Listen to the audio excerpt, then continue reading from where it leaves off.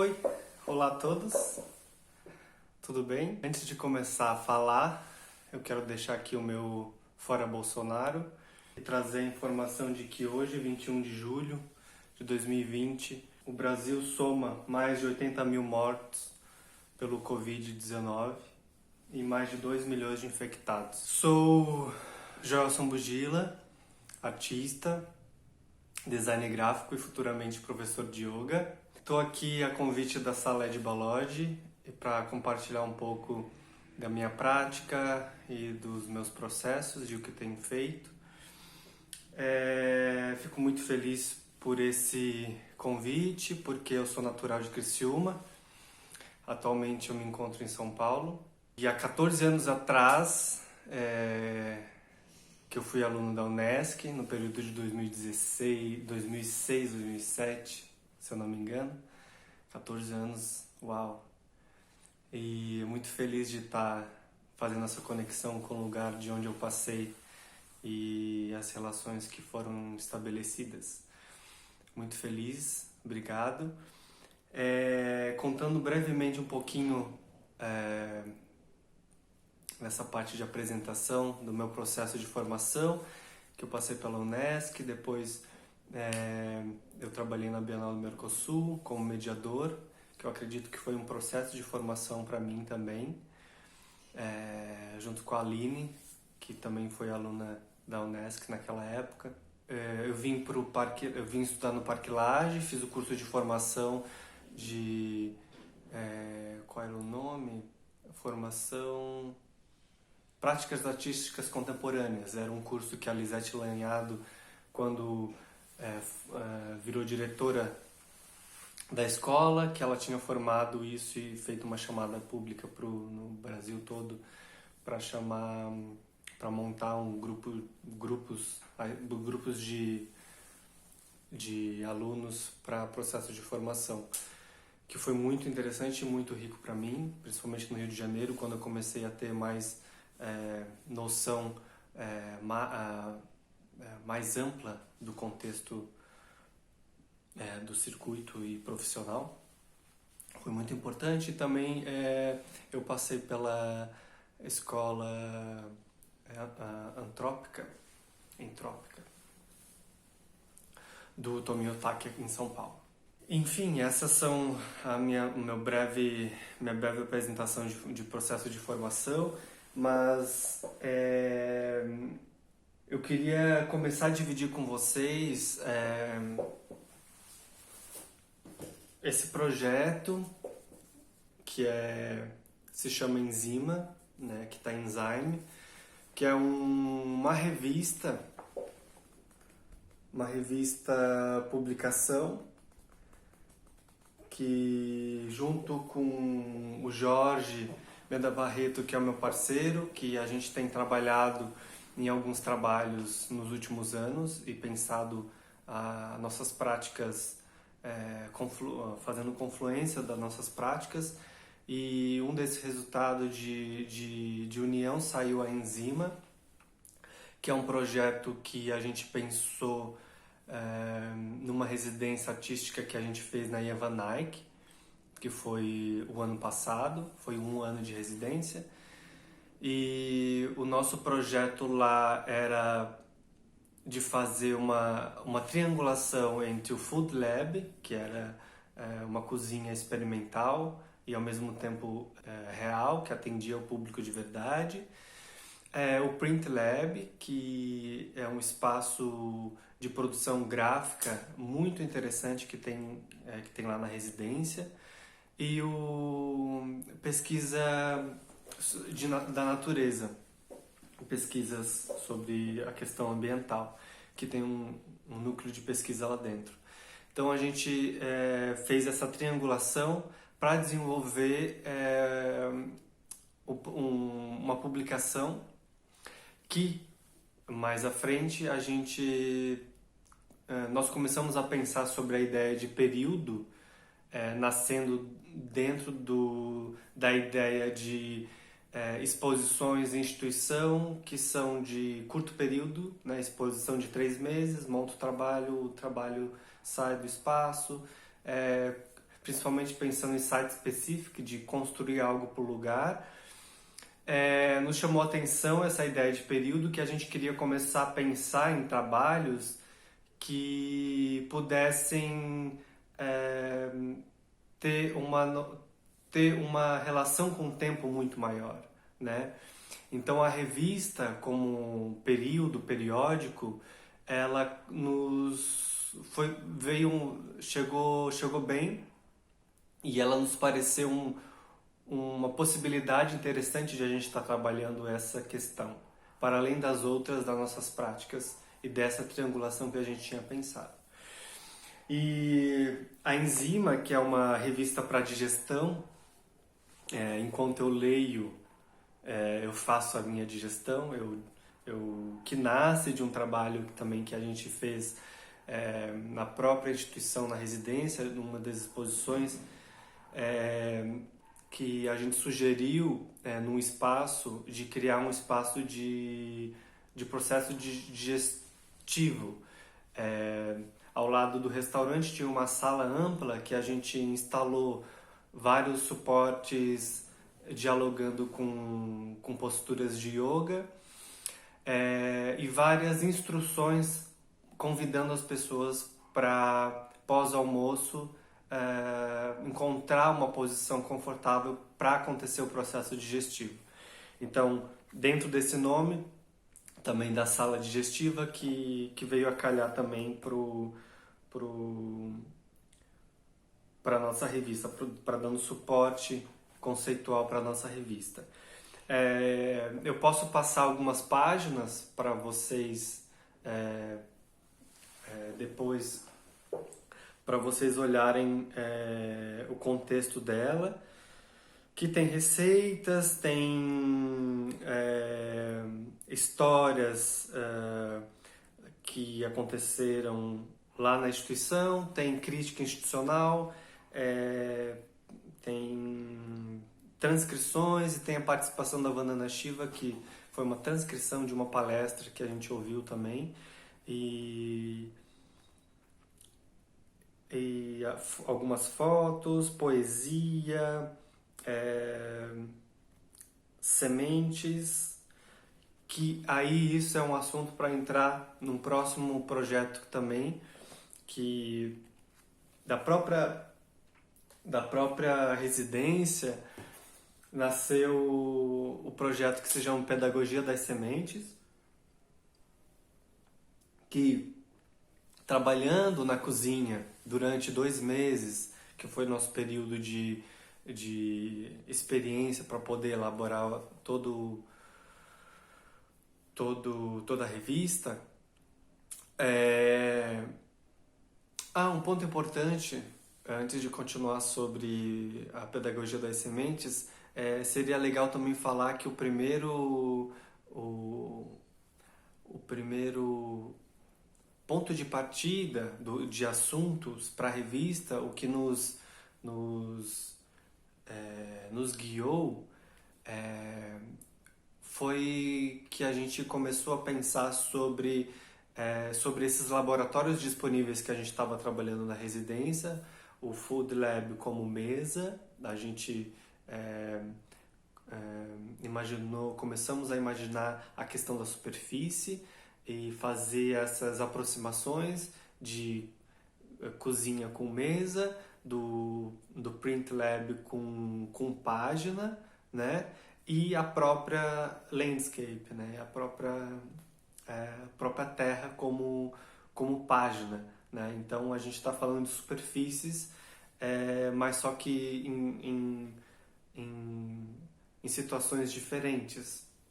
Mas elas são superfícies, elas são espaços, né? São áreas geográficas, e que dialoga muito bem com a ideia de publicação, de pensar a publicação como pensar o espaço também.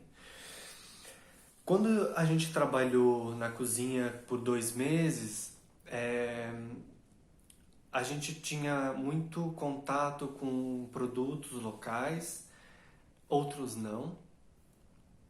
E muito deles, quando a gente trabalhava no processo no processo de fazer a comida, muitos resíduos, muitas sementes dos vegetais, das frutas eram descartadas. Então, nós começamos a olhar para isso e interromper esse círculo, esse sistema de que as sementes, quando chegavam, os vegetais, quando chegavam para a gente procurava salvar as sementes e levar para o nosso estúdio, que a gente tinha um estúdio lá. Então, a partir disso, a gente começou a acumular sementes partindo da própria cozinha, fazendo esse desvio de, ao invés de jogar no lixo ou, enfim, nós começamos a salvar e a recuperar. Isso começou a nascer um interesse de observar para essas sementes e começar a estudá-las, né? E aí eu comecei a me interessar por como eu poderia salvar sementes, né? Que a gente comprou esse livro, que é Sementes de Jardim, que ele vai nos explicando, dando passo a passo de como a gente pode salvar sementes. Tem uma de tomate muito interessante, que faz parte do nosso cotidiano aqui no Brasil, bastante. E de como salvar sementes dentro dessas situações. E isso, esse ponto de interesse nos mobilizou para comprar outros livros, como o livro das sementes, que é um livrão muito interessante, que ele traz várias sementes do mundo todo e tem um desenho dos lugares aqui no mapa mundi, de onde vieram, da origem dessas sementes. Mas isso relaciona muito bem com a nossa pesquisa, tanto o interesse do Jorge quanto o meu hoje, em relação a comidas. E esse também é outro catálogo muito interessante de frutas, sementes disponíveis para plantar na nossa casa, no nosso jardim. Isso tudo também começa a dialogar com o que a gente começou a ler. Rudolf Steiner atravessa nas nossas leituras, e também ele tem um livro muito interessante que fala muito da relação com as sementes no contexto de meditação, de observação, né? Quando eu vou colocar uma semente na terra para germinar, como eu posso me conectar com essa semente e observar dia após dia de como ela se desenvolve. Foi muito bem-vindo porque quando a gente fala em pedagogia das sementes, que é um trabalho em processo que a gente está chamando de uma espécie de manifesto, porque ele é uma situação, e ele não tem um formato específico, né? Mas ele tem direções. Isso é novo para nós também estarmos pensando dessa forma. E é interessante porque quando a gente pensou, nós estamos aprendendo com as sementes dentro desse processo,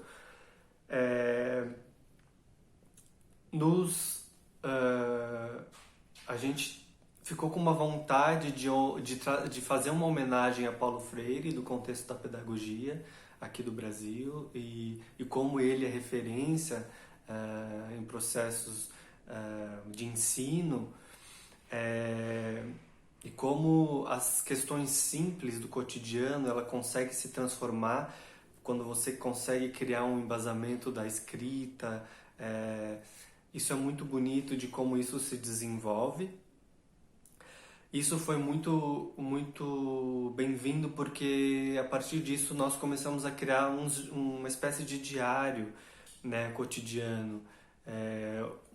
da observação da semente, de quando ela nasceu a primeira folha, de quando tal espécie nasceu segunda folha, desenvolveu mais o tronco. E também é muito interessante em pensar que nem todas as espécies que a gente vai plantar num determinado local, esse local não tem a condição favorável para que a semente se desenvolva. Então a gente também tem que lidar com as frustrações que aparecem, que surgem. Por exemplo, agora na quarentena, que esse projeto ele está fazendo sentido para a gente também, que é uma situação, um processo de pesquisa que pelo fato de estarmos nessa situação de isolamento social, ela também pode acontecer. Aqui eu tenho um pequeno pedacinho de terra que eu comecei a colocar em prática esse processo de observação das sementes que a gente usa aqui na cozinha. Hoje a gente tem tomates grandões, pé de tomates enormes. Eu vou mostrar depois umas fotos que eu registrei do início e o até hoje, que fazem 90 dias que a gente está registrando esse processo. E algumas abóboras, que elas nasceram super bonitas e hoje elas pegaram uma espécie de fungo. Então isso faz com que a gente vá atrás do que elas estão nos falando, o que está acontecendo nessa atmosfera, o que está faltando ou o que não está faltando. Será que é o tempo condizente? O tempo está sendo condizente em questão de clima para que ela brote? E eu gosto de trazer essas reflexões para o nosso contexto humano, de às vezes querer forçar uma determinada situação e perceber que talvez o ambiente que a gente está não é o mais favorável ou a hora não é a melhor para que aquilo que se desenvolva ou desenvolva bem com qualidade. Enfim, são algumas relações que a gente começa a pensar a partir dessa observação, a partir dessa meditação. E isso é só uma parcela do que é o projeto, porque ele não se desenvolveu e a gente não tem um repertório ainda grande, mas eu me sinto seguro e confortável de estar dividindo isso com vocês, de que esse pode ser um ótimo projeto que dialoga muito com a ideia de período, né, de tempo, né?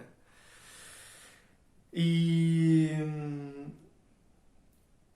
acredito que é isso. Eu já falei bastante aqui e eu queria finalizar o vídeo com uma receita, que é uma receita de chapati, que é o que a gente tem feito na quarentena, que é um pão indiano chapado, como uma panqueca, mas muito nutritiva e muito boa para o processo de digestão, e ela é muito fibrosa também, e é muito bom para o nosso cocô.